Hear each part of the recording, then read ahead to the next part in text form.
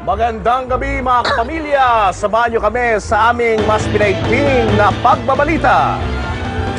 Ilang minuto na lang po, 2011 na, samahan niyo po kami sa pagsalubong sa bagong taon at sa bagong pag-asang dala nito sa sambayanang Pilipino.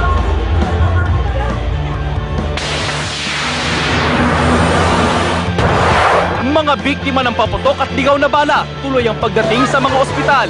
Ang live report tutukan.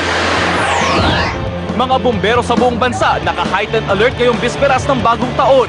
Kahandaan ng Bureau of Fire Protection, aalamin. Pagwawala ng isang pulis na may dalang Armalite, nakuna ng video. Bagong taon, itutulog na lang ng mga biktima ng baha at landslide sa Albay. Ang mga pinakamalaking balitang pumutok ngayong weekend, babalikan natin. Ditsunan sa Pasig, countdown sa Eastwood, party sa Bangkal, Makati at Boracay. Makisaya tayo sa mga selebrasyon sa pagsalubong sa bagong taon, live. At ang engranding salubong sa bagong taon ng Australia at New Zealand.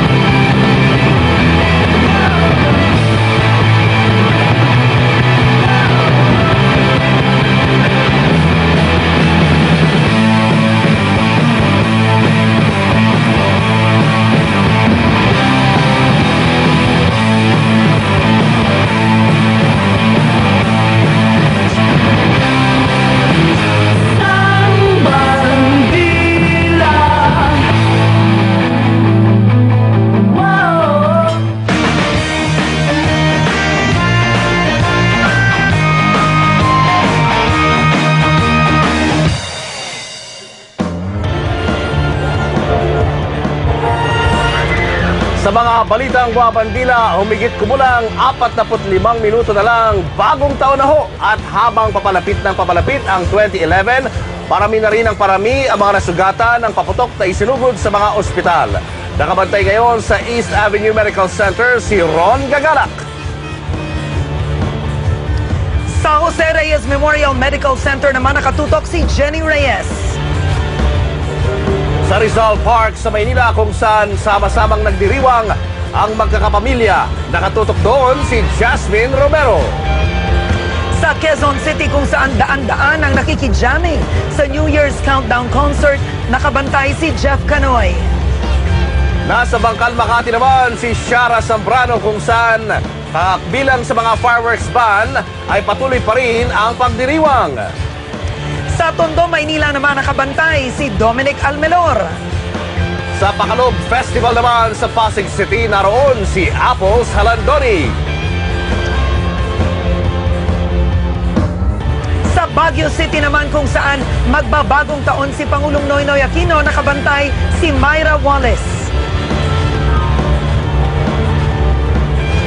Punta naman tayo sa masayang Boracay Island kung saan kaliwat kanan ang mga New Year's Eve parties at nakatutok doon ang sexy-sexing si Gretchen Pulido. At sa Cebu City, nandun din tayo, nakabantay si Rico Lucena. Punta naman tayo sa Cagayan de Oro kung saan tuloy-tuloy pa rin ang New Year's Eve party. Nakatutok si PJ De La Peña. At handa na rin po ang mga ospital sa buong bansa para sa inasang pagdagsa ng mga naputukan at biktima ng mga ligaw na bala. Karen? Sa Maynila, hindi lang mga biktima ng paputok ang binabantayan ng mga doktor. Meron ding mga napaaway at inaatake ng alta presyon sa kasagsagan po ng salubong sa bagong taon. Live mula sa Jose Reyes Memorial Medical Center, magbabandila si Jenny Reyes. Jenny. Karen, Julius, ngayon nga na nag-umpisa na ang putukan dito sa Maynila, ay naku, inaasahan na rin mag-uumpisa na rin dumagsa ang mga biktima ng paputok. Sa katunayan, nitong mga nakaraang oras ay sunod-sunod na ang pagdating ng mga biktima ng paputok. Nitong 5 minutong lumipas ay 3 agad yung sunod-sunod na nagdatingan dito. 30 doktor ang magdamag na magbabantay dito sa JRMMC para masigurong hindi sila kakapusin sakaling dumating ang inaasahang mga pasyente. Umpisa kaninang umaga pa lang, nasa 12 12 na ang sugatan dahil sa paputok na isinugod dito sa JRMMC. Karamihan dyan ay nasa bugan ng Piccolo na una nang ipinagbawal ibenta.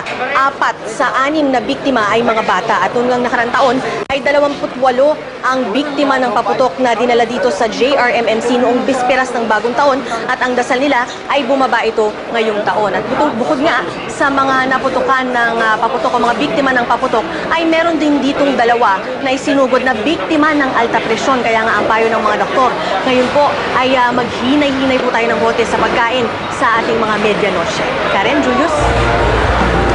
Maraming salamat, Jenny Reyes.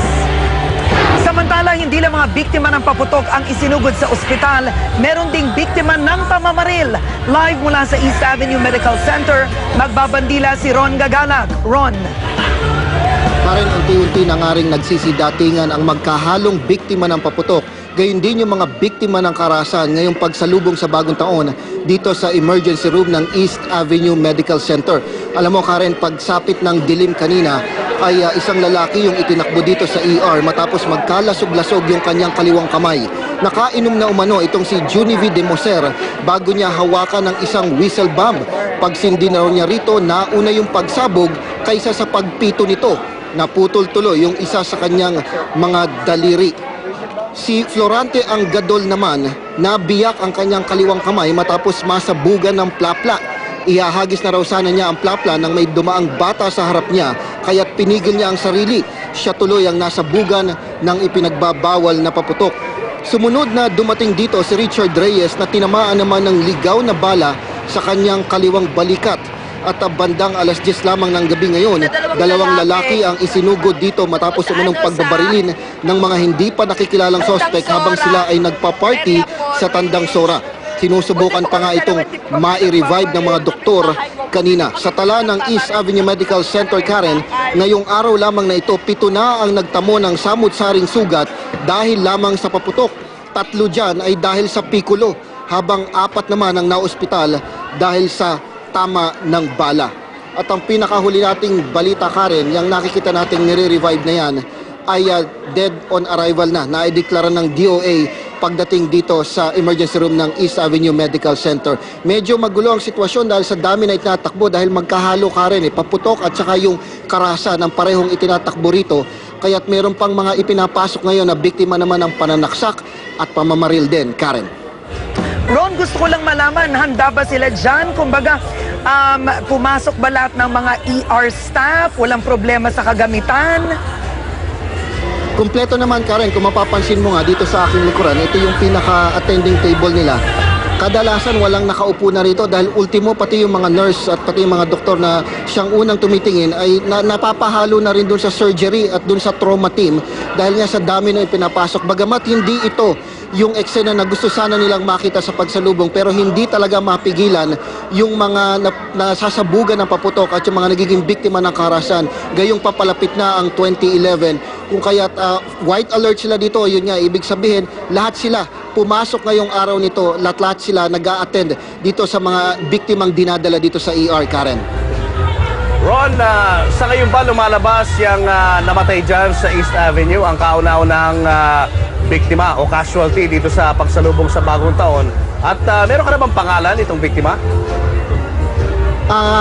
Sinusubukan pa natin kuhanin yung biktima dahil kinakailangan muna nating ipaalam doon sa mga kamag-anak nito dahil tila hindi pa ito alam ng mga kamag-anak kaya't hindi pa natin pwedeng mailabas ang pangalan ng 2 biktima ito. Hindi ako sigurado, Julius, kung ito yung kauna-unahang casualty pero dito sa East Avenue Medical Center, ito sa araw na ito sa pagsalubong ng bagong taon, ito yung kauna-unahang naging casualty ng pagsalubong sa bagong taon.